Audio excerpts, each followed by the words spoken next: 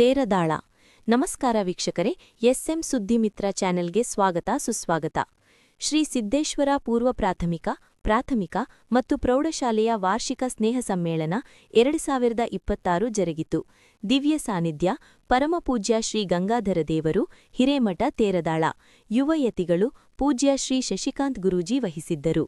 ಶಾಸಕ ಸಿದ್ದು ಸವದಿ, ವಿಧಾನ ಪರಿಷತ್ ಸದಸ್ಯರು ಹಣಮಂತ ಆರ್ ನಿರಾಣಿ, ಕಾಂಗ್ರೆಸ್ ಮುಖಂಡ ಸಿದ್ದು ಕೊಣ್ಣೂರ್, ಬಸವರಾಜ್ ಬಾಳಿಕಾಯಿ ಇದ್ದರು. ಶ್ರೀ ಸಿದ್ದೇಶ್ವರ ವಿದ್ಯಾವರ್ಧಕ ಸಂಘದ ಅಧ್ಯಕ್ಷರು ಡಾ ಶಂಕರ್ ಅತನಿ, ಚೇರ್ಮನ್ ಮಹೇಶ್ ಯಾದವಾಡ, ಕ್ಷೇತ್ರ ಶಿಕ್ಷಣ ಅಧಿಕಾರಿ ಎಕೆ ಬಸಣ್ಣವರ ಮತ್ತು ಸಿಎಸ್ ಕಲ್ಯಾಣಿ ಇವರು ಸಸಿಗೆ ನೀರು ಎರೆಯುವ ಮೂಲಕ ಚಾಲನೆ ನೀಡಿದರು. ಶಾಲೆಯ ಹಳೆಯ ವಿದ್ಯಾರ್ಥಿಗಳಿಂದ ತಮಗೆ ಪಾಠ ಮಾಡಿ ನಿವೃತ್ತಿಯಾದ ಗುರುಗಳಿಗೆ ಸನ್ಮಾನಿಸಿ ಗೌರವಿಸಿದರು. ಇದೇ ಶಾಲೆಯಲ್ಲಿ ಇದೇ ವರ್ಷ ಮುಖ್ಯೋಪಾಧ್ಯಾಯರಾಗಿ ಸೇವೆ ಸಲ್ಲಿಸಿ ನಿವೃತ್ತರಾದ ಬಿಟಿ ಪತ್ತಾರ್ ಸರ್ ಇವರು ತಮ್ಮ ನಿವೃತ್ತಿ ಹಣದಲ್ಲಿ 7ನೇ ತರಗತಿ ಮತ್ತು ಎಸ್ಎಸ್ಎಲ್ಸಿಯಲ್ಲಿ ವಿದ್ಯಾರ್ಥಿಗಳಿಗೆ ಹೆಚ್ಚು ಅಂಕ ಗಳಿಸಿದವರಿಗೆ 25,000 ರೂಪಾಯಿ ಚೆಕ್ ಪ್ರೋತ್ಸಾಹಧನವನ್ನು ಠೇವಣಿ ಎಂದು ಆಡಳಿತ ಮಂಡಳಿಯವರಿಗೆ ನೀಡಿ ಮಾದರಿಯಾದರು. ಸತತವಾಗಿ 2 ದಿನಗಳು ಕಾಲ ಪೋಷಕರು ತಮ್ಮ ಮಕ್ಕಳ ನೃತ್ಯ ನೋಡಿ ಸಂಭ್ರಮಿಸಿದರು. ವರದಿ ರಾಜು.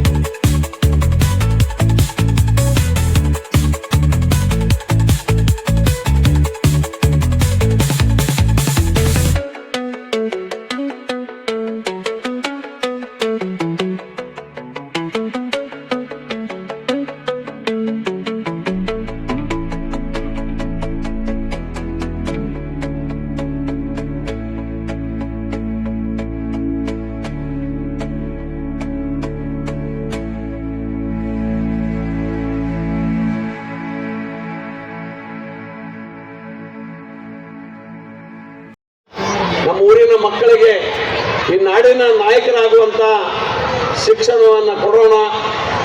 ವಿಜ್ಞಾನಿಗಳಾಗಲಿ, ನಮ್ಮ ಡಾಕ್ಟರ್ಗಳಾಗಲಿ, ಇಂಜಿನಿಯರಿಂಗ್ ಆಗಲಿ, ರಾಜಕಾರಣಿಗಳಾಗಲಿ, ಆ ಎಲ್ಲವನ್ನ ಗುಣವನ್ನು ನಮ್ಮ ಮಕ್ಕಳಲ್ಲಿ ತುಂಬುವಂಥ ಕೆಲಸ ಮಾಡೋಣ. ಅವರು ಕೊಡುವುದರ ಜೊತೆ ನಮ್ಮ ಪಾಲಕರನ್ನೂ ಸಹಿತ ಭವಿಷ್ಯದಲ್ಲಿ ನೋಡಿಕೊಳ್ಳುವಂಥ ಒಂದು ಶಿಕ್ಷಣವನ್ನು ಅವರಿಗೆ ಕೊಡೋಣ. ಮತ್ತು ನಮ್ಮ ಸಂಸ್ಕೃತಿ, ನಮ್ಮ ಧರ್ಮ, ನಮ್ಮ ದೇಶಭಕ್ತಿಯನ್ನು ಮೂಡಿಸುವಂಥ ಶಿಕ್ಷಣವೂ ಸಹಿತ ಅತ್ಯವಶ್ಯ ಇದೆ. ಅದನ್ನು ಸಹಿತ ನಮ್ಮ ಮಕ್ಕಳಿಗೆ ಕೊಡೋದ್ರ ಮುಖಾಂತರ ಈ ದೇಶ ಪ್ರೇಮವನ್ನು ತುಂಬುವಂಥ ಕೆಲಸ ಆಗಬೇಕು. ಅವರ ಆಡಳಿತ ಅವಧಿಯಲ್ಲಿ ಮುಂದೆ ಬರುವಂಥ ದಿವಸದಲ್ಲಿ ಈ ದೇಶ ಜಗನ್ಮಾತೆಯಾಗಿ ಬೆರೆಯಲಿ, ಬೃಹತ್ ಶಕ್ತಿವಂತ ರಾಷ್ಟ್ರ ಆಗಲಿ ಅನ್ನುವಂಥ ಆ ಶಕ್ತಿಯನ್ನು ಆ ಪರಮಾತ್ಮ ಎಲ್ಲ ಆಡಳಿತ ಮಂಡಳಿಯ ಸರ್ವ ಸದಸ್ಯರಿಗೆ, ಎಲ್ಲ ಗುರುವೃಂದಕ್ಕೆ ಮತ್ತು ಎಲ್ಲ ಗುರುಮಾತೆಯರಿಗೆ ಮತ್ತು ಇದಕ್ಕೆ ಸಹಕರಿಸುವಂಥ ಊರಿನ ಎಲ್ಲ ಶಿಕ್ಷಣ ಪ್ರೇಮಿಗಳಿಗೆ, ತಾಯಂದಿರಿಗೆ, ಯುವಮಿತ್ರರಿಗೆ ಕೊಡಲಿ ಅಂತ ನಾನು ಪ್ರಾರ್ಥನೆಯನ್ನು ಮಾಡಿ, ನಾನು ನಿನ್ನೆನೇ ಬರಬೇಕಾಗಿತ್ತು. ನಾನು ಬೆಂಗಳೂರಿಗೆ ಹೋಗಿದ್ದೀನಿ. ನಮ್ಮ ಮೀಟಿಂಗ್ ಇದ್ದ ಕಾರಣಕ್ಕಾಗಿ ಅನಿವಾರ್ಯ ಬರೋದು ಆಗಲಿಲ್ಲ. ಒಂದು ವೇಳೆ ಇದ್ರೂ ಬರೋದು ಆಗ್ತಿದ್ದಿಲ್ಲ, ಯಾಕಂದ್ರೆ ನಮ್ಮ ಪಕ್ಷದ ಅಧ್ಯಕ್ಷ ಇಲ್ಲಿ ಮುಗುಳು ಕೊಡೋಕೆ ಬಂದಿದ್ರು. 4 ತನಕ ಬಿಡಲಿಲ್ಲ, ಅವರು ಅಲ್ಲೇ ಕುಂಡ್ರೋದಾಕೆ. ಅದರಿಂದ ಇವತ್ತು ನನಗೆ ಬರಲಿಕ್ಕೆ ಆಡಳಿತ ಮಂಡಳಿಯವರು ಹೇಳಿದಾಗ ನನಗೂ ಈ ಒಂದು ವೈಭವವನ್ನು ನನ್ನ ಕಣ್ಣು ತುಂಬಿಕೊಳ್ಳಿಕ್ಕೆ ಅವಕಾಶ ಮಾಡಿಕೊಟ್ಟು, ಇದು ನನ್ನ ಶಾಲೆ, ನಾನೂ ಸಹಿತ ಇದೇ ಶಾಲೆಯಲ್ಲಿ ಕಲಿತು ಈ ಮಟ್ಟಕ್ಕೆ ಬೆಳೀಲಿಕ್ಕೆ ಕಾರಣೀಭೂತ ಆಗಿದ್ದೀನಿ. ಇಂಥ ಒಂದು ಅವಕಾಶವನ್ನು ನನಗೆ ಒದಗಿಸಿಕೊಟ್ಟು ಇಲ್ಲಿ ಕರೆಸಿ ಸನ್ಮಾನ ಮಾಡಿ ಈ ಸಂಸ್ಥೆ ಬೆಳವಣಿಗೆ ನೋಡಲಿಕ್ಕೆ ಅವಕಾಶ ಮಾಡಿಕೊಟ್ಟು 4 ವಿಷಯಗಳನ್ನು ನನಗೆ ಹಂಚಿಕೊಳ್ಳಿಕ್ಕೆ ಅವಕಾಶ ಕೊಟ್ಟಿರ್ತಕ್ಕಂಥ ವೇದಿಕೆ ಮೇಲೆ ಎಲ್ಲ ಅತಿಥಿ ಮಹೋದಯರಿಗೆ, ಆಡಳಿತ ಮಂಡಳಿಯ ಸರ್ವ ಸದಸ್ಯರಿಗೆ, ಮುಖ್ಯೋಪಾಧ್ಯಾಯರಿಗೆ, ಪ್ರಾಂಶುಪಾಲರಿಗೆ, ಎಲ್ಲ ಗುರುವೃಂದಕ್ಕೆ, ಗುರುಮಾತಿಗೆ, ಊರಿನ ಎಲ್ಲ ಶ್ರದ್ಧೆಯ ತಾಯಂದಿರಿಗೆ, ಶಿಕ್ಷಣ ಪ್ರೇಮಿಗಳಿಗೆ, ಯುವಮಿತ್ರರಿಗೆ, ಹಿರಿಯರಿಗೆ, ಪತ್ರಕರ್ತರಿಗೆ ವಂದಿಸಿ ನಾನು ಮಾತು ಮುಗಿಸ್ತೇನೆ. ಜೈ ಹಿಂದ್, ಜೈ ಕರ್ನಾಟಕ. ಈ ಸಂಸ್ಥೆಯಿಂದ ನಾನು ಈ ಪ್ರಮಾಣದ ಬೆಳೀಲಿಕ್ಕೆ ಅನುಕೂಲ ಆಗ್ಯತ. ಅದು ಪ್ರಭುಲಿಂಗೇಶ್ವರ ಆಶೀರ್ವಾದ, ತೇರದಾಳ ನಗರದ ಎಲ್ಲ ಹಿರಿಯರ ತಾಯಂದಿರ ಆಶೀರ್ವಾದದಿಂದ ನಾನು ಸಹಿತ ಈ 4ನೇ ಬಾರಿ ಶಾಸಕನಾಗಿ ತಮ್ಮ ಮುಂದೆ ನಿಂತಿದ್ದೀನಿ. ಅದರ ಕೊಡುಗೆ ಅಂದ್ರೆ ಇದು ಈ ಹೈಸ್ಕೂಲ್ನ ಒಂದು ಕೊಡುಗೆ ಅನ್ನುವಂಥದ್ದನ್ನು ಈ ಸಂದರ್ಭದಲ್ಲಿ ನಾನು ಹೇಳಬಯಸ್ತೇನೆ. ಇದರ ಅರ್ಥ ಅಂದ್ರೆ ನಮ್ಮ ಮಕ್ಕಳನ್ನು ಶತಾಯಿಗತಾಯಿ ಒಂದು ಒಳ್ಳೆಯ ಶಿಕ್ಷಣ ಕೊಡಿಸಿದ್ರೆ ನಾಳೆ ಈ ದೇಶದ, ಈ ರಾಜ್ಯದ ನಾಯಕರಾಗಿ ಬೆಳೀಲಿಕ್ಕೆ ಸಾಧ್ಯ ಇದೆ ಅನ್ನುವಂಥದ್ದನ್ನು ಇದರಿಂದ ಅರ್ಥ ಮಾಡೋಕೊಳ್ಳಕ್ಕೆ ಸಾಧ್ಯ ಅದ. ಮತ್ತು ಈ ಸಂಸ್ಥೆಯವರು ಸಹಿತ ಎಲ್ಲರೂ ಸೇರಿ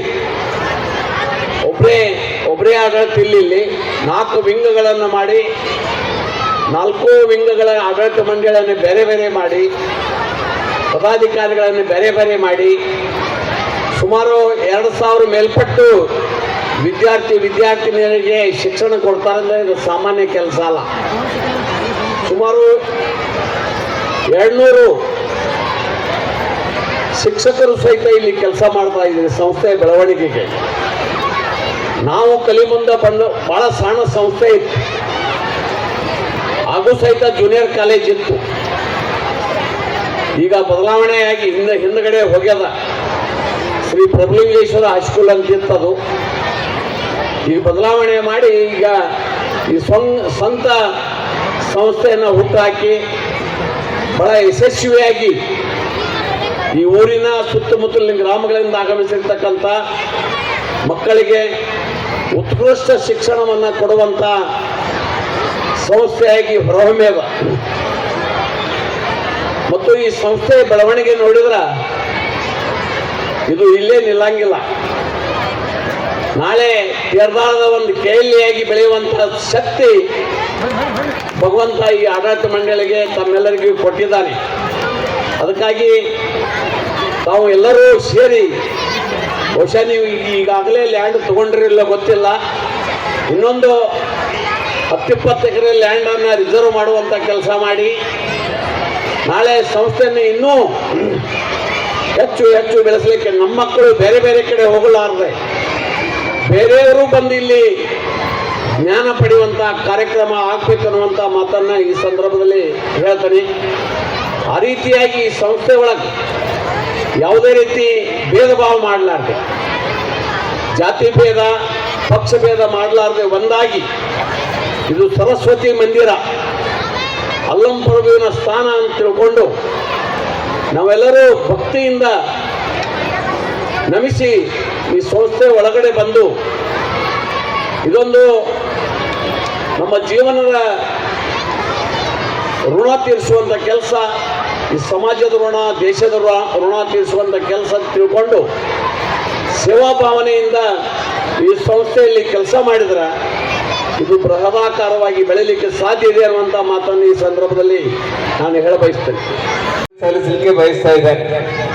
ಸುಮಾರು 40 ವರ್ಷಗಳ ಹಿಂದೆ ಪ್ರಾರಂಭವಾಗಿರ್ತಕ್ಕಂಥ ಈ ಶಿಕ್ಷಣ ಸಂಸ್ಥೆ ಇವತ್ತು ಹೆಮ್ಮರವಾಗಿ ಬೆಳೆದು ಇವತ್ತಿನ ಕಾಲಘಟ್ಟಕ್ಕೆ ತಕ್ಕಂತೆ CBSE ಸ್ಕೂಲು, ಇಂಗ್ಲಿಷ್ ಮೀಡಿಯಂ ಸ್ಕೂಲಿನ ಅನಿವಾರ್ಯತೆ ಇರ್ತಕ್ಕಂಥದ್ದು ಕೂಡ ಗಮನಿಸಿ CBSE ಶಾಲೆಯನ್ನು ಕೂಡ ಸ್ಕೂಲನ್ನು ಕೂಡ ಇಲ್ಲಿ ಪ್ರಾರಂಭ ಮಾಡಿರ್ತಕ್ಕಂಥದ್ದು.